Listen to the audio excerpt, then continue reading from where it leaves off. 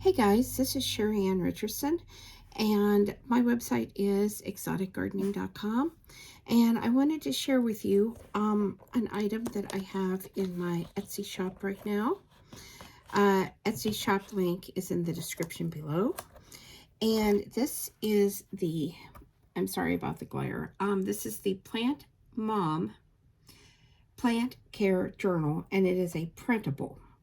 Now, again, this is a printable, so you don't get the binder or the sheets inside, which I have not put the printables in the sheets yet because I didn't want the glare from the lighting and stuff in the video. But I wanted to show you what you could do with this if you chose to. I picked up this binder at Walmart. It was very reasonable in price. It does have the front cover, so you can put this in. You don't have to. You could put a sticker on the side so you knew what it was, so it could go in a bookcase. But again, you don't have to do exactly this if you don't want to. I just really wanted to give you an example. So the printables in this come in 8.5 by 11 sheets of paper. And you get a variety of items. You can print out what you want, as many as you want. This is for personal use. It's not for resale. It's just basically for you to use. But there is a listing of house plants that are hard to kill, a place to make notes. You get the common name of the plant, the care level, as long as some tips and information and issues. So like a spider plant. It's minimal care, but you don't want to overwater it. It is also best in a hanging basket, and it does reduce air pollution. So as you can see, there are several plants on this that you could grow. These are pretty common plants, so it should not be a problem finding them.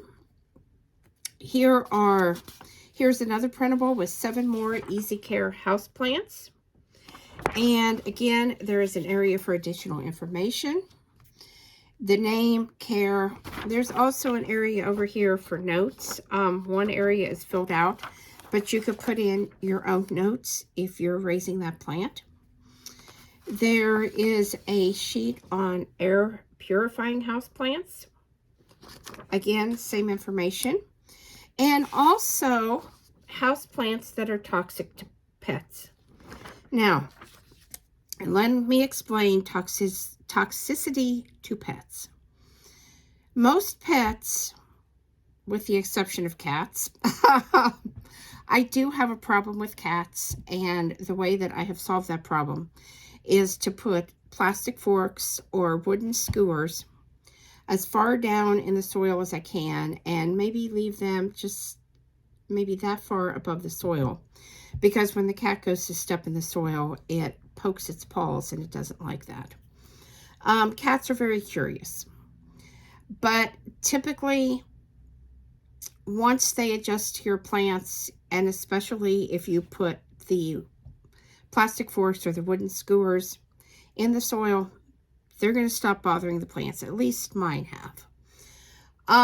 Dogs, on the other hand, I haven't really had an issue. I've had many dogs over the years. Have not really had an issue with dogs messing with my plants. Doesn't mean it couldn't happen. So basically, toxicity to pets doesn't necessarily mean that, oh my gosh, one lick or one chew is going to kill them. It means it could kill them, especially if they ingest quite a bit. Years ago, I did have a Brugmansia in the house, and my puppy did eat quite a bit of it. Again, we're talking a small puppy that was only a few weeks old. And I did call the vet in a complete panic. And he basically told me to take a capful at a time of hydrogen peroxide until the dog brought all of that back up. My puppy was okay. This is not something that I would recommend that you do other than in an emergency situation. And I would definitely contact your vet and see what they have to say, because there may be new data. Since I was told that by my vet, it has been many, many years. So, but the best advice that I have is just keep the plants out of reach of your pets. Do things that will deter them from wanting to get into the plants, such as the wooden skewers or the plastic forks. And keep an eye out. Okay, back to this. You also get a daily journal where you can put the date and you can write what you want. Now, this is one sheet, but again, you can print out as many as you want. So you can just keep printing them if you do want to write a journal daily. If you don't want to write a journal daily, you could omit printing that. This is really cool. This is a plant repotting tracker. And it has a place where you can put the date, the plant name, the current pot, and the new pot. And you could describe the pot that it's in, or you could put the pot size that it's in, however you want to do it, so that you know what you're doing. And that could really help if you are one of these people that, oh, it's spring, I think I need to repot my plant, or, oh, look, the plant has put on some growth, I think I need to repot my plant. Because you really, really don't need to repot your plants frequently. I am bad at not repotting my plants at all. A lot of times if I see roots coming out of the bottom, then that's when I'll go to repot. Or if it's already in a really large pot, I will take it out, knock the soil off, do a root trim, put some fresh soil, and put it right back in the same pot. So there is also a sheet talking to my plants. It has what I tell my plants and rooms my plants love. So again, if you're one of these that talk to your plants or play music to your plants, and there's nothing wrong with that. There has been research on this that shows that plants will actually grow more if they hear certain types of music. Plants will respond to you. That's what the research has shown. There are certain rooms in your house and certain areas that your plants are absolutely going to love. There's going to be other areas that your plants are going to hate. So you could record that so that you know. There's a plant care sheet for water, fertilizing, and repotting. It's a little checklist. And that is really nice, especially if you're like me and you think, oh, did I water this week or not? There is a plants wish list sheet so that you can keep track of the plants you want, the type of plant they are, what they cost, especially if you like the collector plants like I do. And you don't want to pay $500 right now, but you want to record that is $500 right now so that you can watch which direction that cost is going.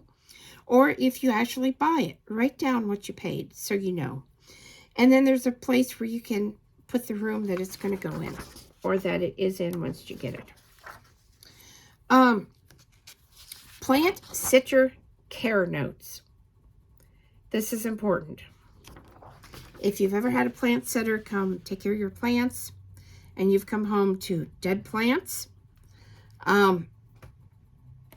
leaving this information, you know, the plant's name, you can put a picture, the date left, how often it needs watered, how often it needs fertilized, how much sunlight it needs, how much humidity it needs.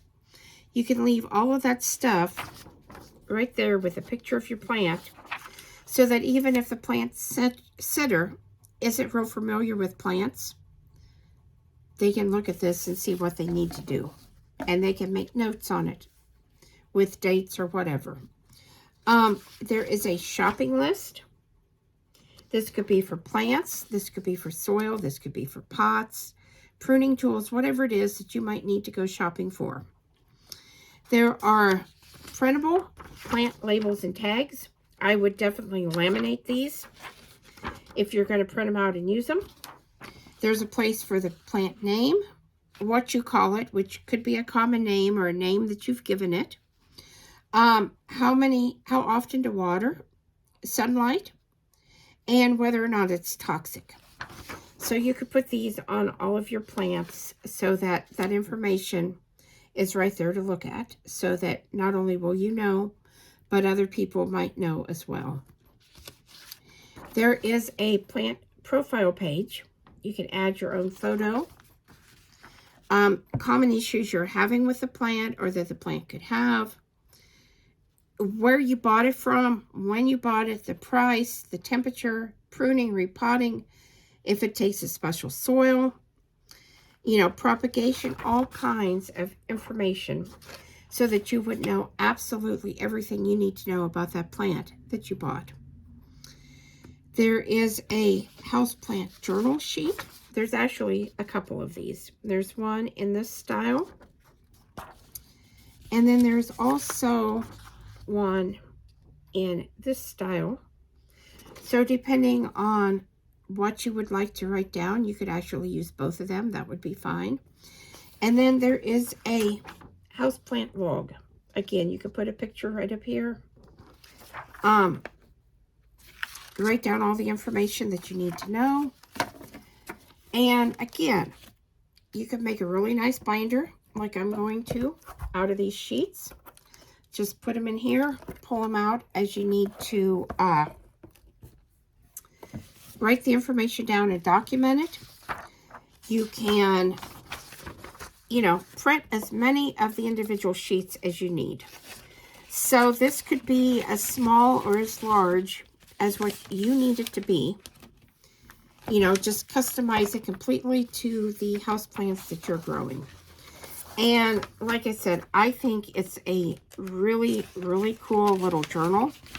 It is available for sale in my Etsy shop. So you pay, you download, and you print. It's that easy. You don't have to wait on the mail or anything like that. You can buy it today. You can start using it today. So again, that link is down below in the description. If you have any questions or any thoughts, please feel free to reach out or leave them in the comments below. I want to thank you for watching this. I hope you will come over and purchase this and enjoy it. So we'll see you later today, probably with another video or at some point in the future. Thanks for watching, guys. Have a fantastic day.